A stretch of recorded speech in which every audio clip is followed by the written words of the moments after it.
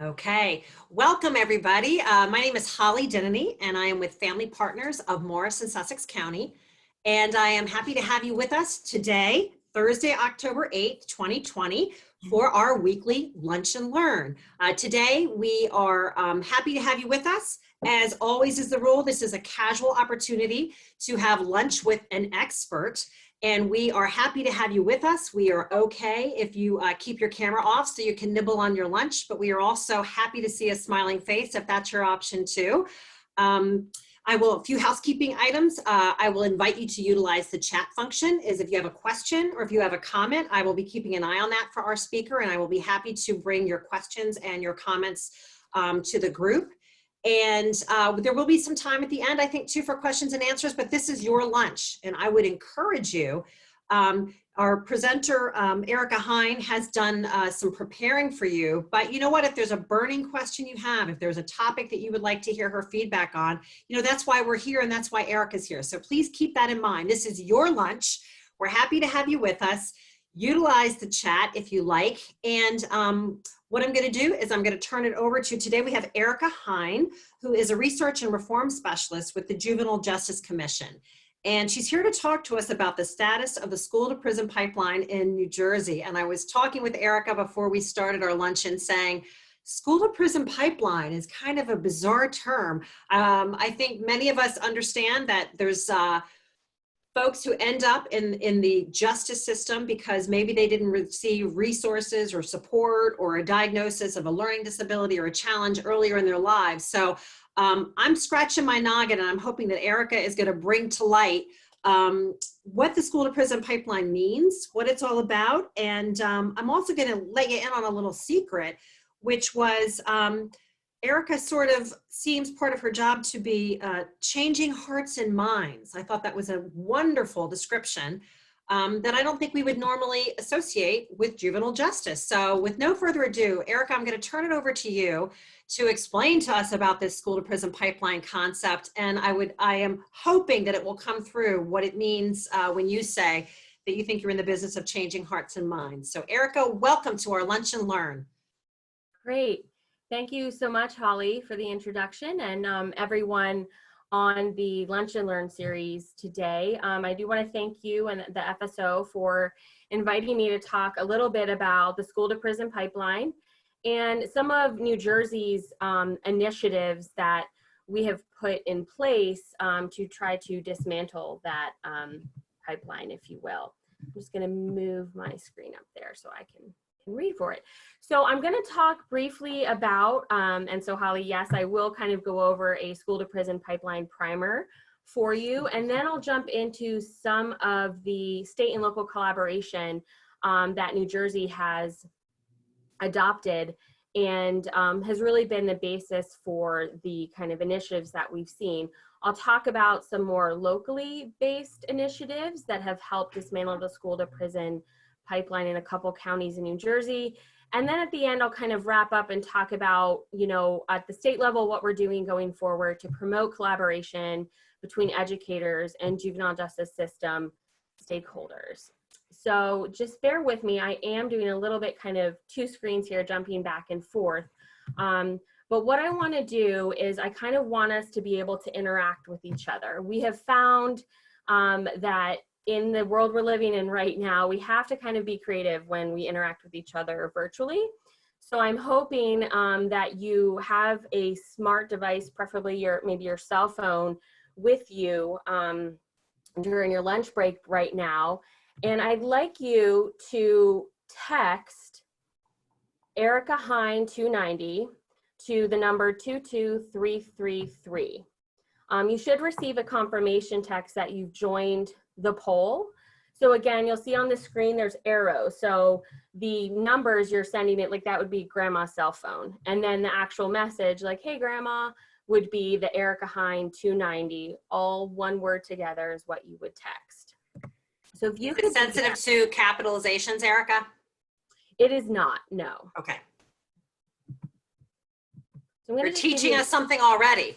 Yeah, this is, and you know, hopefully this works. We've had a couple, you know, hiccups before, but you know, I'm hoping it works. There's no reason it shouldn't. Let me share this here. And we should receive a confirmation. I'm sorry, is that what you said, Erica? I was busy Sure. texting while you were, okay. Yeah, no problem. It should send you a response that you've joined my poll. If you get that, you'll see on the screen now, the question I want to ask is, what word or words come to mind when you hear the phrase school to prison pipeline? Your answers are anonymous, so it won't show your cell phone number or your name, but please be nice if you can, or maybe not. Maybe school to prison pipeline is something that you, you know, kind of gets feelings of angst or anger, but nonetheless, it's anonymous. So when you've gotten your confirmation, just go ahead and text any word that comes to mind.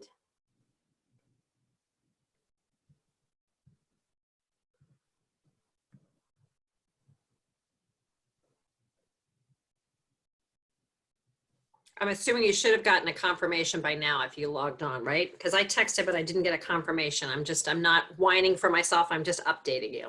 Nope, that's fine. You should. I also did not get one, and I did it right away when you pulled it up. So just as a heads up, if other folks didn't get their confirmation, you're not alone. Don't panic. Okay, all right, let's see. It should. One thing I will do, though, to fill up time is say what I envisioned out loud for the school to prison pipeline. So Yeah. I literally picture like a little pipeline connecting, like if you had a school and a prison right next to each other, and then you've got like a little do-do-do-do-do-do. But along the way, I'm picturing each one of those little pieces that you see the cranes lift up and put in place when you're building a pipeline. I picture each one of those being the different steps along the way that led a kid to cross right in, if that makes sense to people. Yeah, no, absolutely. So go ahead and try to just do it in caps. And you did 22. That's what I was asking you. It is cap sensitive. It shouldn't be, but try just quickly. And the number again is 22333. And it has right on the screen right now on your screen. It should show you on your computer screen. Erica Hein 290.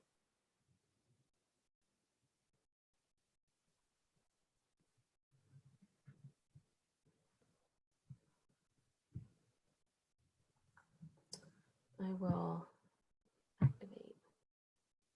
That's a bummer if it doesn't work. Sometimes it might, I wonder if it's, well, we won't stick on it too long, but you know, if for now, since it's not working, maybe the second one will work for us later on in the session, because I don't want to take up too much time.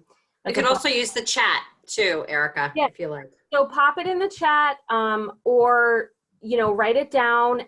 So like toward the end, you know, maybe we can, you know, have some time to talk about it. But, you know, my hope was that we would be able to kind of, could gauge kind of what people are associating when they hear the school to prison pipeline. And it probably isn't going to be surprising to you that maybe in the next couple slides, you'll actually see that, you know, some of the words that you associate it with are in fact what I'm going to be talking about. So that's a bummer that didn't work. I apologize. I appreciate for those that did, you know, try it out. We'll try it again later and get some extra time. We can maybe troubleshoot. But, you know, essentially, in terms of defining the pipeline, the general definition is the common idea, right, that harsh policies and practices in schools can catapult children from school through and into the justice system. And that's done by essentially, we see over-reliance on school suspensions, referrals to law enforcement to manage child's behavior, criminal activity, or adolescent misbehavior. Zero tolerance policies, they criminalize minor infractions of school rules, while cops in schools can lead to students being criminalized for behavior that really should be handled in the school or is kind of normal adolescent behavior. Students of color are especially vulnerable to push out trends, meaning like pushing out of school and into the juvenile system, and discriminatory application of discipline. We see this still in several of our school districts across the state. Many under-resourced schools have become pipeline gateways, that we call them, by placing increased reliance on police rather than teachers and administrators to maintain discipline in school. The growing number of districts employing school resource officers has grown.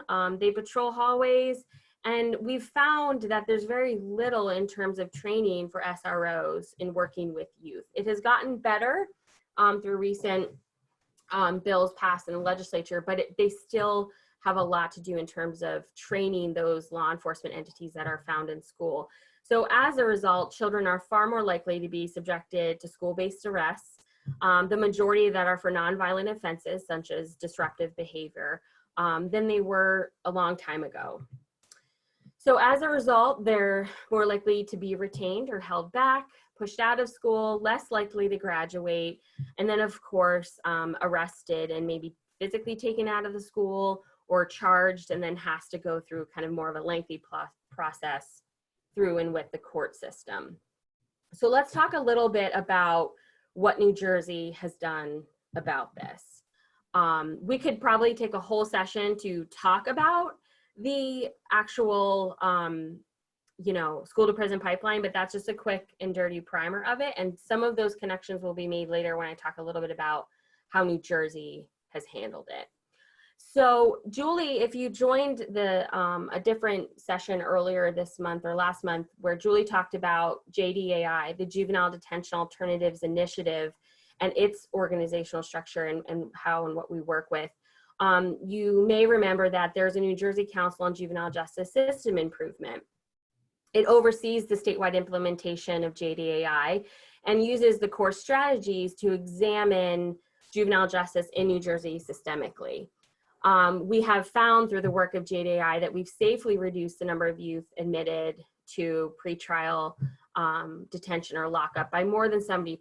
So going back from like 2003, 2004, when we started that reform work, we've really seen a reduction in the use of detention. It is primarily, a focus on detention reform, which is a worthy ambition in its own right, but it is based on the notion that the policies and practices and skills that are required to change detention will have a transformative effect on other components of the system as well. So I really just wanted to share that, because essentially what we've done is through our detention reform work, we bring to the table the same amount of commitment and intentionality with school justice partnership work and trying to dismantle the school to prison pipeline. So one aspect of the council's work is kind of confronting cross-cutting issues that are affecting multiple jurisdictions or counties through the formation of various subcommittees or collaboratives. Several jurisdictions have been working to strengthen the partnerships between juvenile justice stakeholders and education systems, and really to kind of collaborate and creatively problem solve issues to where the two systems meet. So given the multi-county interest in this, we created a state level subcommittee or collaborative called the School Justice Partnership. It has many representatives on it from across the state and local level, all different multidisciplinary systems represented, and it's chaired by the immediate former State Board of Ed President Mark Biedron.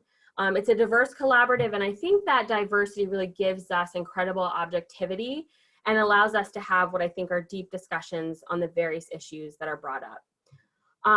So to that end, I want to talk a little bit about what the state level school justice partnership has done in terms of the work, gathering data, some of the things that we've put out there and initiatives that we've adopted. We know that, traditional responses to disciplinary issues, such as suspensions and expulsions, and even referral to law enforcement, can wind up to leading to worse student outcomes instead of making things better. We know typically that these types of punitive approaches can further weaken what are often already tenuous attachments to school and cause kids to fall further behind.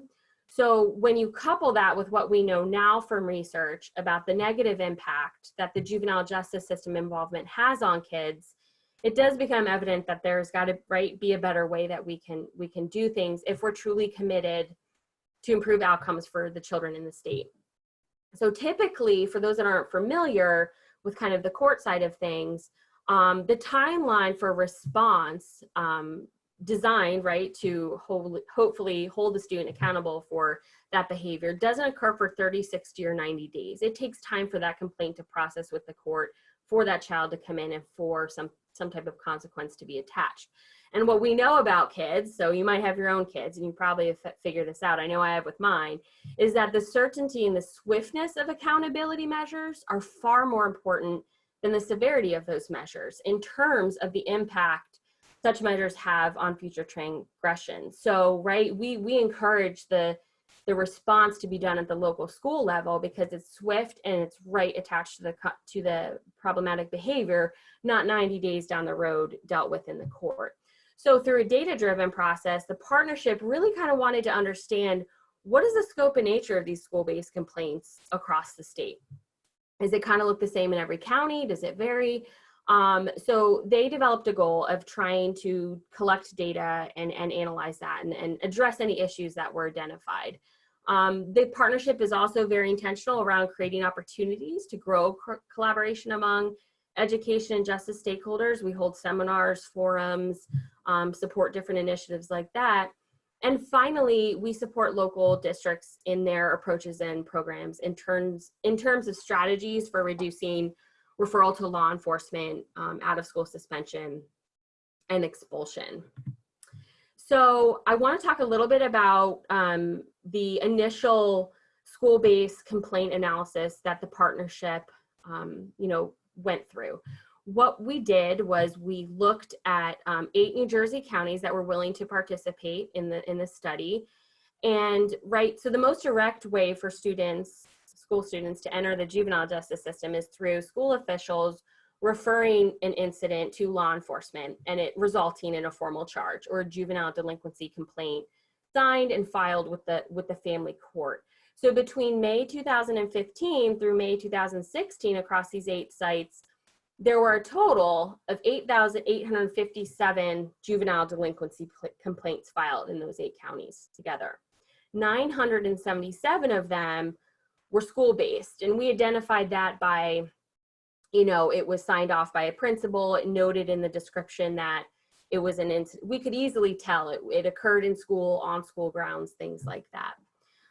So what that essentially told us was 11% of all the complaints filed with the family court in this time frame from these 8 counties were school-based. The incident occurred in or on school grounds, like I said.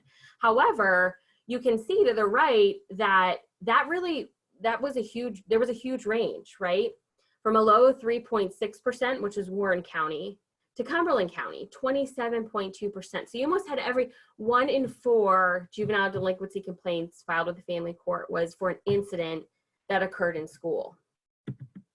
Which for us, right, going into that, data analysis, we didn't hypothesize anything. We didn't have kind of any baseline. We really just, we thought 11% was a lot, but we didn't know until we dug deeper and we saw, wow, there's a huge range there.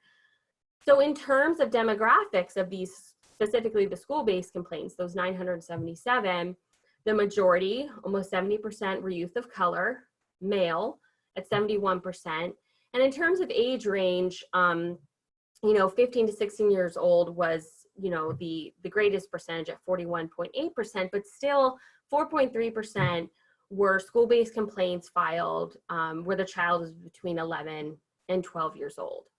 So certainly it is imperative, right, to address serious behavioral infractions in order to maintain a safe learning environment for both staff and young people in the school. But what we do know, however, is that sometimes school officials refer students to law enforcement for a range of disciplinary infractions.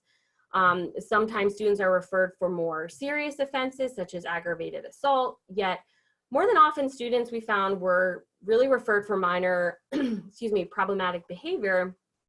And then they were finding themselves kind of perpetuating the juvenile justice system because they had a complaint signed against them. So when you're looking at this degree of offense, you can see that for these 977 complaints, the majority of youth were charged for offenses of the 4th degree or less. So in other words, that DP, PDP, that's disorderly persons, petty disorderly persons offenses. And, they're the lowest of the lowest in New Jersey's code. So only 2.3% of these kids had committed allegedly a first or second degree offense and were referred to law enforcement, right? So even if kids are referred to law enforcement and a complaint is signed, they're going to court, they're not always formally processed, meaning they don't come before a judge. And in fact, many of them do get diverted and are handled at the community level. So what we saw here on the left-hand side of on the slide, you'll see pushing and shoving, we saw was being called assault in these juvenile delinquency complaints. Swiping someone's headphones was being called theft and robbery. Talking back and was now disorderly conduct in the classroom. So, you know, we had our thinking cap on, like, okay, so this is what the scope and the nature of the, you know, the whole landscape is looking like. Let's start to think about what we can do. So we had to really ask ourselves, there has to be a better way to address, right, this behavior instead of generating these delinquency complaints. Something's got to be handled locally.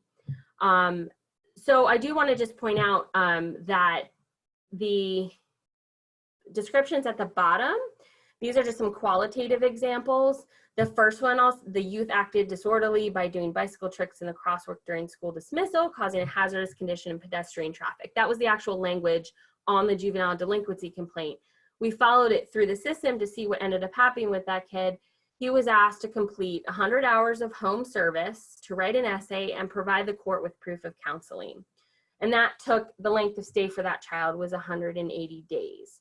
So again, when we talk about attaching the consequence and its impact on the child's behavior, was there anything meaningful done for something like that? And could we have done something different?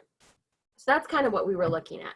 One other thing that the partnership, and we'll talk more about that on the local level coming up, the other thing that the partnership has worked on was amending or working with the Department of Education to amend the Memorandum of Agreement between education and law enforcement.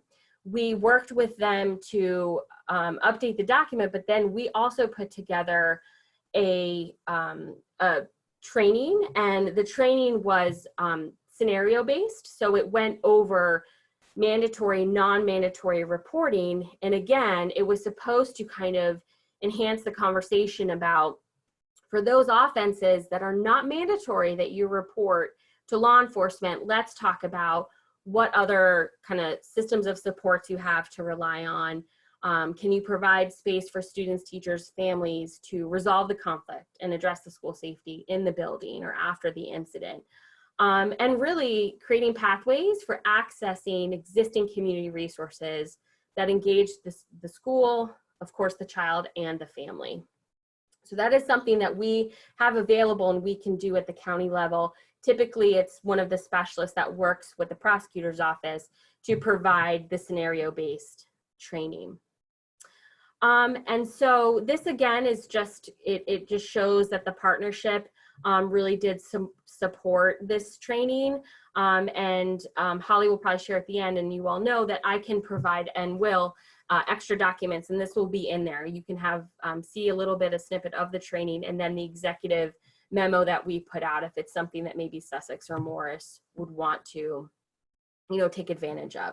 So let's talk a little bit about, because we're almost at 12:30, education justice partnership initiatives at the local level. So that was kind of talking about what the state level body has been doing. Now we're going to talk about how it's trickled down at the local level.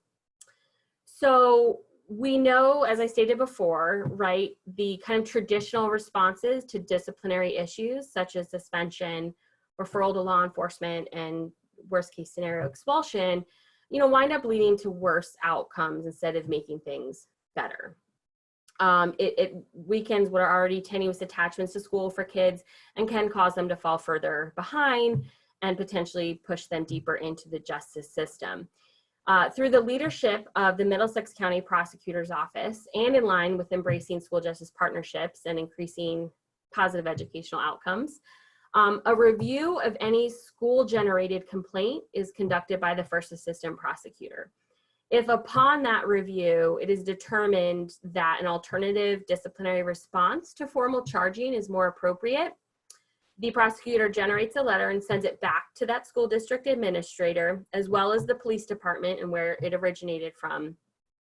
And the letter respectfully requests that the juvenile delinquency complaint be reviewed by the local school official with an eye toward the action or consequence being handled at the local level instead of coming through the formal process. And again, it's not directing them to, it's kind of more of a collaborative process, like, hey, we know you filed this, it may be a serious or maybe a not serious incident, and we respectfully ask that you look to see if you can handle it in-house with your community supports, with your school supports that you have, and go from there. In terms of outcomes, so Middlesex County, like I said, has implemented this as an actual policy practice change.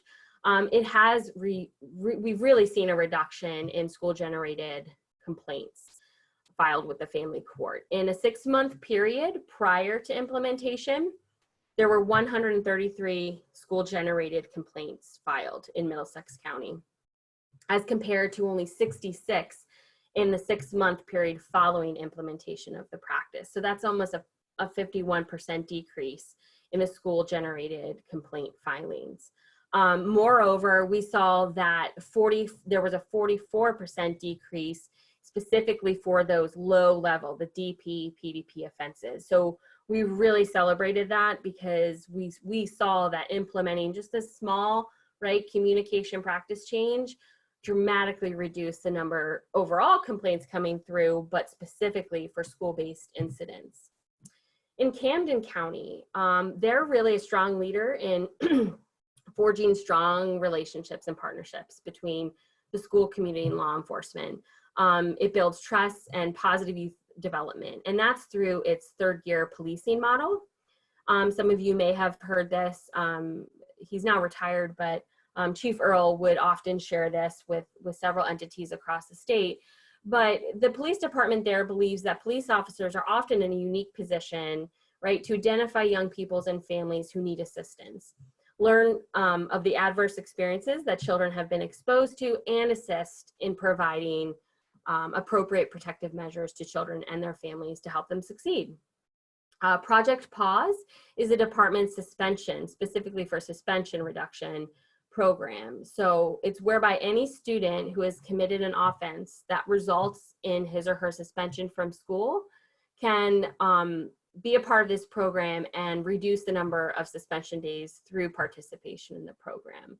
It focuses on youth pausing, hence the name Project Pause, and taking control of their thinking to better understand how easily, right, bad decisions become worse, and to use those skills and strategies from the program to thwart future negative behavior. And let me just tell you, right, this sounds like we could all benefit from something like this, taking a moment to pause and think about things and strategies. The program has really had tremendous outcomes. Out of 55 students referred to the program, I didn't include the time frame here, but it was a 6-month period, resulted in 140 less days of out-of-school suspension. It increased relationships with school administration and school resource officers through new vocabulary. Students were being referred to counseling outside of the school, right? So again, it was that acknowledgement of let's use our community resources, our FSO, our CMO, mobile response, FCIU, like all these different types of organizations and what resources are available instead of the court, or the court being the portal to those treatment services. Let's do it before it has to go down that line. And it's the reduced time in out-of-school suspension positively affected eligibility for senior class trips and sports participation. That's one thing that Chief Earl was just very proud of, that this really helped for those students that it negatively impact their participation on other things that were protective factors. They now— I can just hop in there, Erica. Doesn't it seem like sometimes these poor kids are like hot potatoes? Like nobody wants to deal with what's going on, and the teachers I know are overwhelmed. You know what I mean? Like it's so interesting. The school's overwhelmed on the one hand. Parents sometimes can be overwhelmed. It's just interesting how, I mean, to me, who suffers is the child. So finding a solution that helps address what's happening, to me, makes a lot of sense, but I can see where there would be resistance on, you know, oftentimes parents feel the school should be doing more and the school feels the parents should be doing more, right? And then it's just this terrible cycle. It is.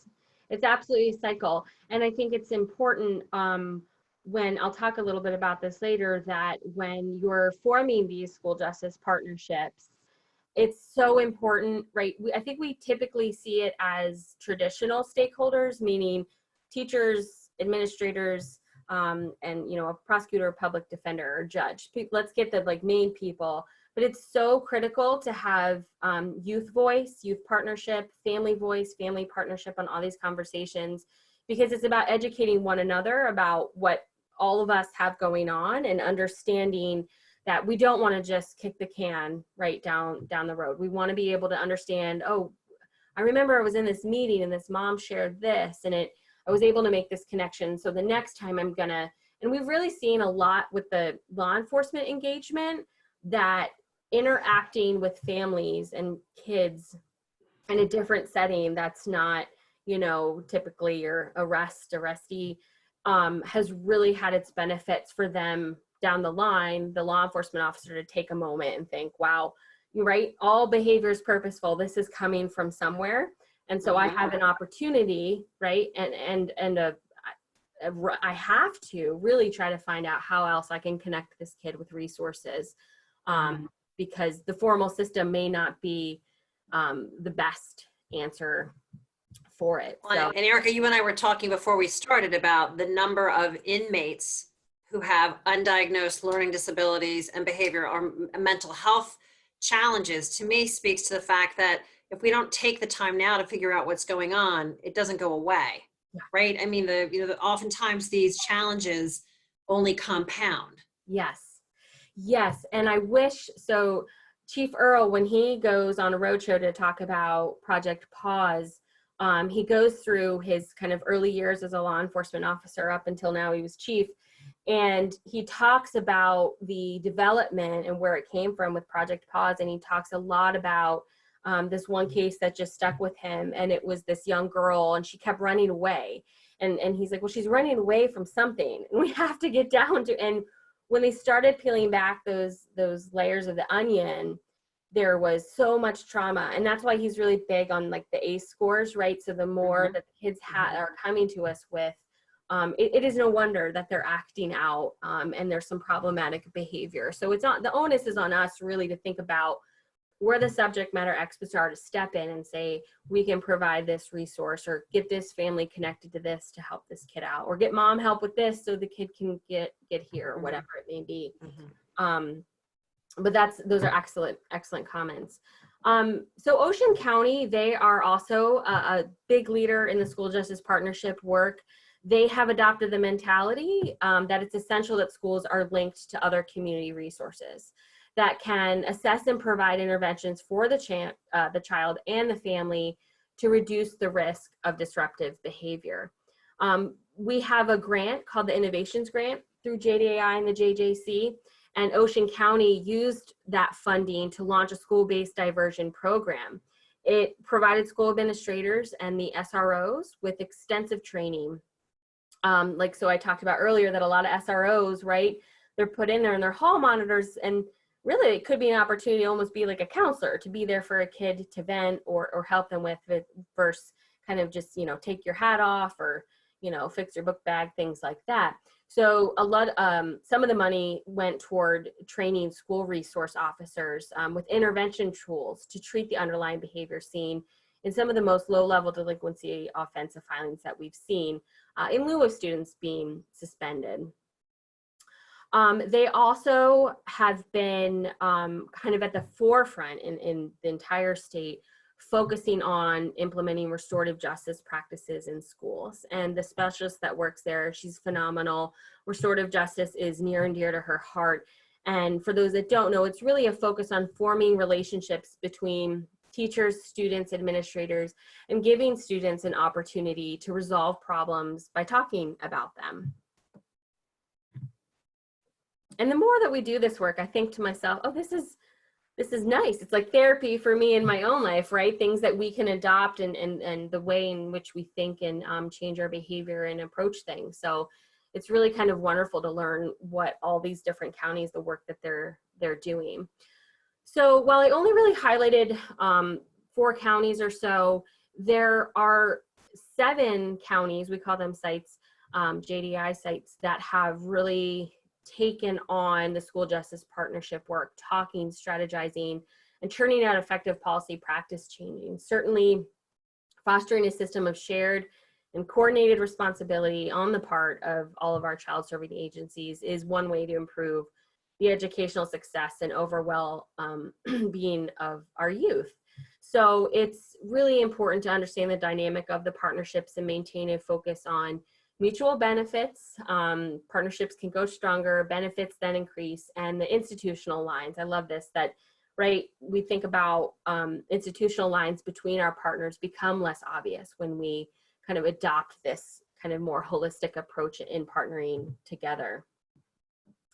So a little bit what I want to talk about more broadly, right? So those counties looked at their local data and thought this was something that we want to do or can do. But really, there are just some basic kind of interventions that you can begin to look at and put in place. We know that the traditional discipline interventions, which you see on the left-hand side of the screen, are really ineffective and counterproductive, honestly.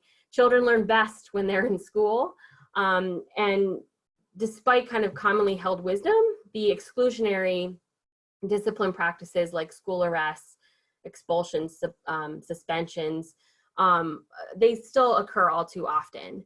And so the research that links kind of exclusionary discipline policies and poor academic performance and a weakening of the bond between students and their school community and dropping out and things like that really has social and educational costs attached to it. So it just becomes evident that we have to do things a better way if we're really truly committed to improve the outcomes for children. So on the left hand of the side, you see kind of going down in severity, it's detention. So we're talking about in-school detention here, not like juvenile justice detention, secure detention, suspension, in or out of school, arrest, and then maybe expulsion. And then on the right-hand side, you see kind of a litany of other discipline approaches. And we tend to show this slide to show people where we see the traditional discipline interventions falling in this kind of more expanded continuum. So, right, many of these things don't require funding. They do absolutely require commitment and collaboration, thinking creatively. It is sometimes asking the schools to adjust, you know, staffing, right, that can run these types of programs or timeouts, if you will. And it is a dialogue between leadership amongst school administrators and other stakeholders, but it's that commitment to reshaping their school discipline. And again, relying on existing resources in the community or reallocating resources that they've saved from other initiatives. So you'll see that really it starts with anything from redirection or mediation, community circles, one-on-one counseling. Then you might have to say, okay, Johnny needs in-school detention. And then kind of all the way through different things with mentoring programs, behavioral intervention, and essentially really just relying on suspension or arrest and expulsion as the last resort. It really should be, and there's so much out there in terms of other non-traditional interventions that schools can take up. So I just kind of want to talk a little bit about going forward and, you know, what both at the state level, but then more importantly, maybe locally, whether it's you, if you're part of an existing collaborative or you want to get something started. It doesn't have to be part of JDAI, it can be part of really anything. But right, that's promoting, elevating collaboration. Our journey at the state level has not always been easy. We have definitely run into obstacles along the way, but I have to say we herald some of the most incredible group of stakeholders who care deeply about the results and the work that we do every day to do better by children, families, and communities. And we know that the work going forward, and especially in light of the pandemic and kind of virtual schooling going on, that if and when we go back to a normal world, the work ahead of us may absolutely be more challenging and complex. And it will require careful consideration of seemingly, right, competing factors. That's always a big thing when you talk about juvenile justice and education. It's these competing factors and whose responsibility is it. So it's really kind of taking that apart and just saying, hey, we're here, and continued partnership is critical, and we have to have to think about that and break down those institutional lines. So some of our ongoing work moving forward is to continue to work with the DOE to assist to create safe, inclusive, and positive school climates. Finding opportunities, whether it's through funding or leveraging saved dollars from other initiatives for training and professional development for school personnel. I don't think it's fair for us to say, you know, Johnny's acting out in class and a teacher has 24 other kids that they have to, you know, teach and get through a lesson, but don't sign the complaint, keep Johnny in class, figure it out, unless we provide them training. We provide them tools in that toolbox. If all they have is the hammer, that's all they're going to use, right? So we want to find opportunities for training and professional development and work with the DOE on that. Continue to work with the AG's office and the appropriate use of law enforcement in schools. Working towards non-discriminatory, fair, and age-appropriate school and discipline policies. Continuing to communicate with and engage school communities. Emphasizing positive interventions over student removal, and the DOE, you know, they definitely have a lot on positive school climates and strategies around that, but we really want to kind of amp that up and enhance that even more. And then, of course, last but certainly not least, we know monitoring, self-evaluation, of course, data collection and responsive action. It's important that we don't just put a policy in place because it makes us feel good or we think it's a good idea. It needs to be driven by data, and then it needs to be tracked, and tweaks or changes to policies and practices have to be a result of what the data is driving us to see or do. So I just have this quote here. I think it's, again, just to remind ourselves, no matter kind of what hat we're wearing right now, as a parent, a teacher, a law enforcement officer, prosecutor, anyone in the court system, that when you invest in young people's off hours, can absolutely have, right, an impact on what they do. So we always encourage folks to think about, especially when there's funding available, that if they're in school and when they're in school, do everything you can to keep them there. It's a protective factor. The fact that some kids are showing up, that's probably a wonderful thing, and let's embrace that. The last thing we want to do is kick them out just because they're kind of exhibiting some problematic behavior or committing an offense, but that's something we can define as normal adolescent behavior. But it's when they leave school, you want to partner with your communities to ensure that you're filling those gaps, that you're engaging kids on your time, because if you don't, they're going to engage you on their time and with what they want to do. So it's very important that it's so, you know, we can get lost in the weeds with doing the school justice work with what's happening in the building and responding to that, but it's so important to think bigger, because you can have impact and should think about when these kids get out of school and filling their time with that. So we know that the pandemic obviously hit us hard, and it really impacted school function and operation. And recent research, and it's obviously still very new, but it in fact is supporting that it kind of halted or paused the school to prison pipeline, obviously because most kids were no longer in school, so they weren't being arrested in school. Likewise, police were not interacting with the community or society, and there are less arrests. We're seeing that now. It's kind of being reported. And in terms of some of the potential lessons learned here, and it's a lot of what Julie and I are doing with our counties, is having the conversation about whether it's this work or detention numbers, secure detention numbers. Let's get things down on paper. What are we doing? Because we're not locking up kids now. We're not seeing kids arrested, and initial data is showing that crime is not increasing. So, and there's other measures there. Crime isn't increasing, obviously, because they're not arresting kids, but we're not seeing it through other avenues and self-reporting and things like that. So we have to capitalize on that. And I think when we talk about the school to prison pipeline, or school and education and justice collaboration, we really have to take these kind of proactive steps to mitigate the pipeline coming back and see this pandemic, obviously, and it's the elements of the school to prison pipeline as population health, right? So we want to be intentional about promoting and elevating coping strategies and helping kids with handling mental behavioral health and things like that. It's going to be exacerbated with what they've gone through during the pandemic, the stressors, different ones that they have learning from home versus when they come back into school. So we really kind of want to encourage folks to embrace that, because we've seen that the pipeline's been halted. We want to keep that at bay so that if and when they go back into school, we've really approached this from a wraparound service standpoint before disciplinary problems arise. So I'm just dying to see if we can make this work again. Oh, look, some came on. Yeah, I got a text, a middle of your presentation. I got a response. So okay, so maybe it was a delay, but cool. So you'll see on the screen right now, the first question that I had asked at the beginning of the presentation is up there. The reason school is so bold and purple, on my screen at least it is because that is the most frequent term or word that was reported, which I think is always so cool to see. So obviously, okay, school diversion pipeline, the word school comes to mind.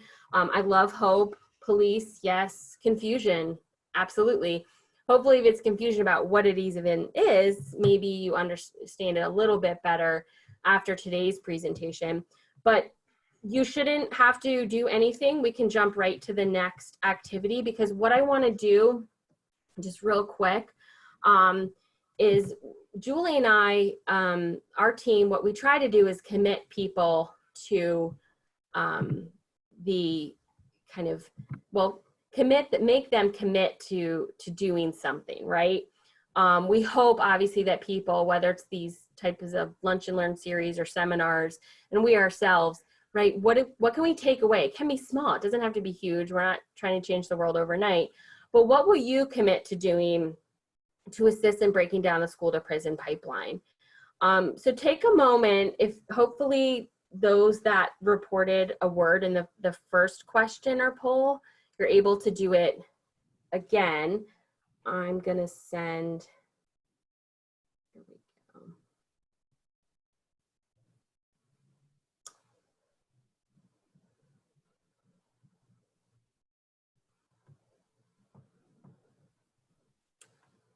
Okay.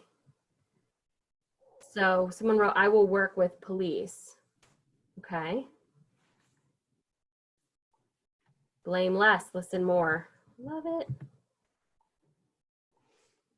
And what I'll be doing as you guys text in things, and you're not, I don't know if I said this the first time, you are not limited to just one response. So by all means, continue to just keep texting. I think we're tapped out at maybe 40 responses. But go ahead and put things up. I can send these responses, this page to Holly, and she can send it out to everybody as just a friendly reminder of what you committed to in terms of what you heard here today. It could even be just more questions you have and you want to do more research or things like that, or reach out to someone to learn more or get involved with something. It doesn't have to be so specific to you, you know, implementing something. And that way you'll have these things as a reminder later on and say, oh, okay, I did say I'd commit, you know, to doing that. But this is a good way, I think, to, and I'm so happy this is working, to really kind of, we're all on the screen and talking, but this is kind of just, it's anonymous. You can put anything up there. And I found in some meetings, it's helpful for those folks that maybe don't want to speak up, but can, you know. Eric, if I can, I want your your opinion on something. It seems to me it's very interesting how in collaborating, like collaboration is just so important, clearly, and everything that you talked about as far as sharing responsibility and understanding, but and stop the blame, right? It's not the parents' fault, it's not the school's fault, like that whole dynamic. But I also feel like the more we learn and the more that we understand behavior and mental health and challenges, it's almost like I feel for every person in that scenario because their jobs become more. I mean, how much more can a teacher do besides teach and discipline and monitor vape use and report child neglect, you know, all these different things, plus the police officers as well, right? I mean, they have to wear so many different hats. We had a presentation last week on human trafficking, and the comment was made that sometimes officers would, you know, arrest prostitutes who are really victims of human trafficking. You know, it's just so interesting how there's so many different layers. The more we learn, I think it's better, but it's also more complex, right? Yes, it is absolutely complex. And, you know, that just made me think about something more so on the detention front and the work that we do. And I just want to pause because hopefully now you can see the screen. I didn't realize that the PowerPoint was only showing and not the poll screen. So hopefully it's making sense if you can all see your responses now. Because I guess it was just on my screen. So on the detention front, one thing that we work with stakeholders is on girls, females that are detained. They often come to us with different offenses, behavior, if you will, and there is very much a reaction by system stakeholders, the feeling that girls need to be detained because we have to protect them, right, from the street and stuff. But ultimately what we do is we try to encourage them that eventually they will go back, they will be released from detention and go back into the community. So starting those conversations at the front end and understanding that, knowing that that's kind of what's happening, you're able to really look at what options are available in the community in lieu of detention and alternatives. But yeah, these are not, these are very complex conversations and work. And oftentimes, right, we can see some of the work that we do, there are collateral consequences. There are things that, and the onus may be on one system greater than the other, but it's finding a way to have that kind of collaborative conversation that's just so important. And I always tell the folks that I work with, the fact if you can pull a meeting together and just start like, what do we envision here? What do we, you know, want to do is just such an excellent starting place and should be celebrated. The fact that, you know, you can and will, you know, eventually get down to something, implementing something, but just getting a conversation started in and of itself is just so wonderful. So I just want to end quickly because I know we're kind of nearing towards the end. I do want to thank you all for listening today, and I'll have a handful of documents and resources to send to Holly to send out to you after this, including the presentation. But I do just want to do a shameless plug for JDAI Connect. And it's, while I said JDAI is about detention reform, you can go to, just type in JDAI Connect on Google. It'll pop up. You can join. It is an awesome online tool to browse for information about, they have more than just juvenile justice system improvement. They have community engagement, family engagement.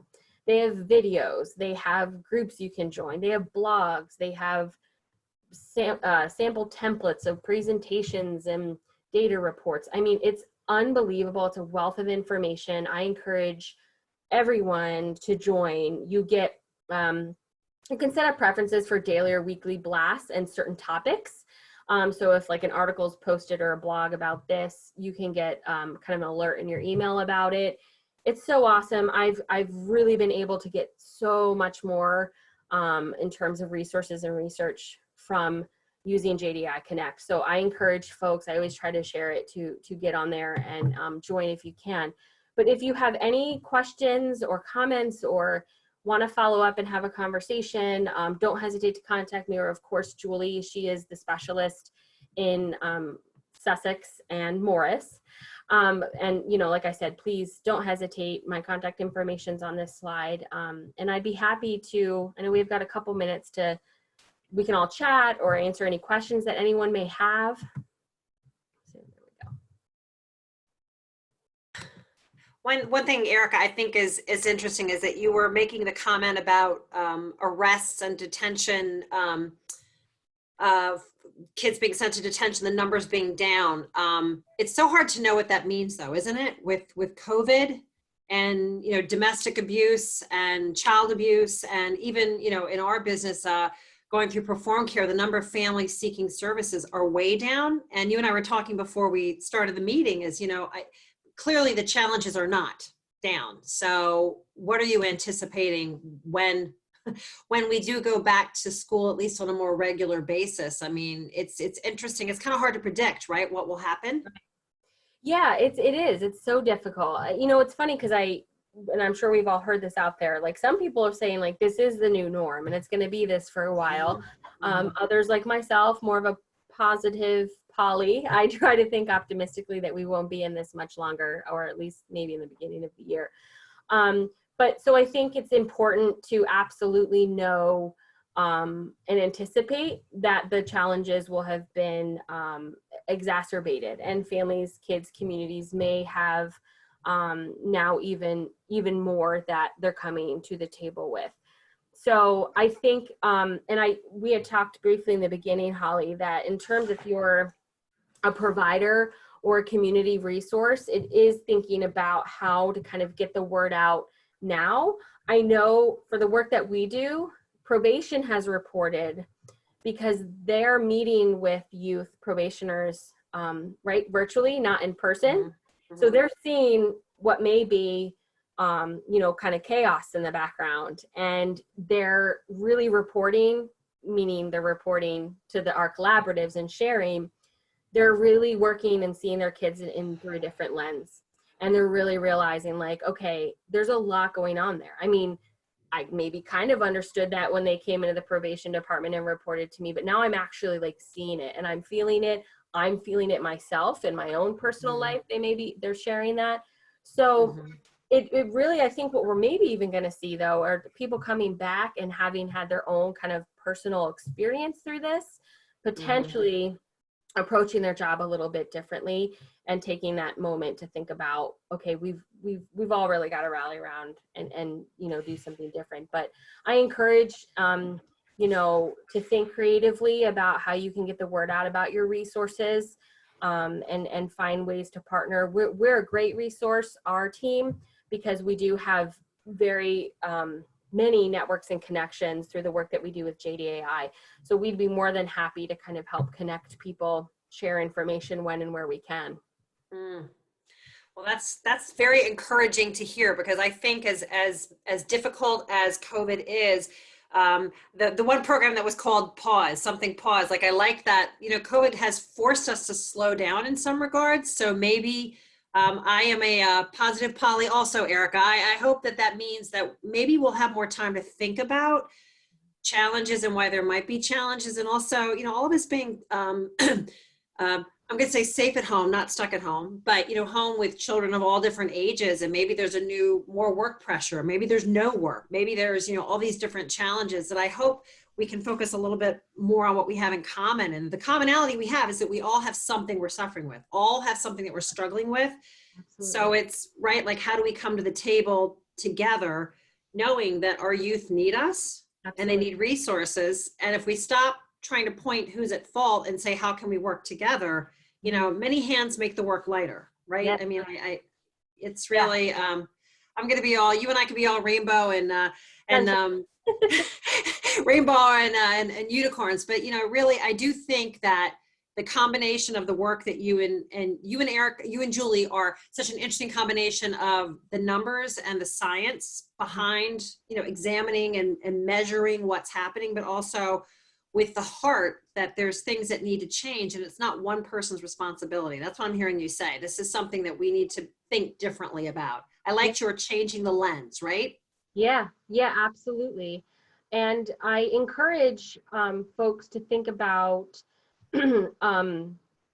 right, there could be resources, especially like kind of financial difficulties that families are faced with right now more than ever.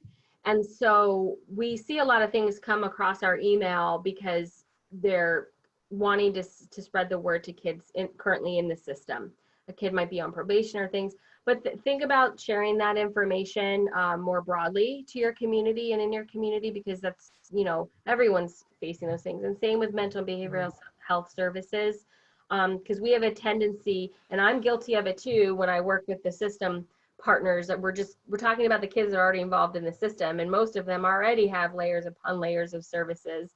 So we want to think about how to kind of get that out more at the community level. Not to say it's not already happening. I know Sussex and Morris are leaders in that to begin with, but there's definitely pockets in the state where I think more communication and kind of PR with some of these resources can be done and should be done. Mhm. Well, I agree with you. Erica, you've led me right into my shameless plug for Family Partners. And I just want to remind folks on this call, and I'm sure many of you already know, but we don't have all the answers, but Family Partners is here to help you connect to who may have the answers. So in light of that, I'm just going to remind you that we have this luncheon program every week. And we're happy that you took the time to join us today. And Erica, thank you so much. And Julie being in the background there supporting your colleague. We appreciate all the work that you ladies do for our youth and for our communities. But I just want to urge you to check out our events for the rest of the month. You should have received a mailing. If you did not, drop me an email. We have a calendar of events out for October that includes weekly lunch and learns.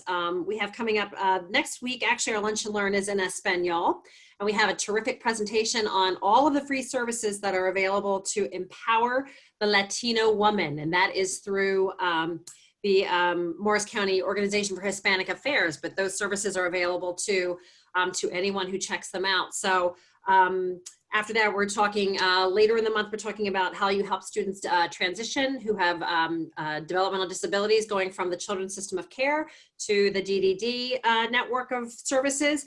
And last but not least, the 29th of October, we'll be talking about anti-racism at different ages. Different age groups and maturity levels have different ways that are effective in talking about some things that sometimes aren't easy to talk about.